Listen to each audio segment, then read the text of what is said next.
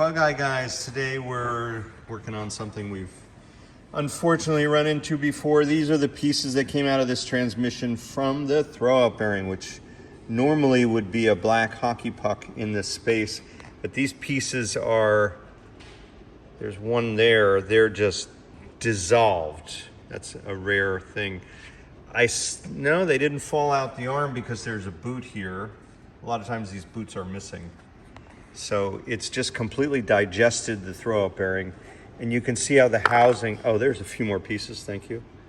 But it doesn't make up the full hockey puck. So a bunch of it dissolved, but you can see the metal is ground up here. And that's because when the clutch was getting depressed, it was basically grinding the edge of that face on the pressure plate. You can see the ridges on the top, and hence it was making a loud whirring noise when you stepped on the clutch. So, a couple things about this. This is why we never want people to be sitting in neutral with their foot on the clutch unless you're at a traffic light and you're worried somebody might hit you from behind.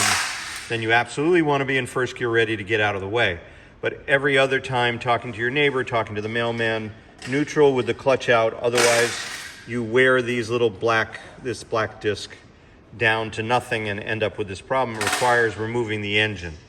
We do have a roller bearing throwout available, which I think is a smart upgrade. We sell it in our catalog, and that will help to prevent this sort of issue. And that's what we're working on today here at Bugeye Guys.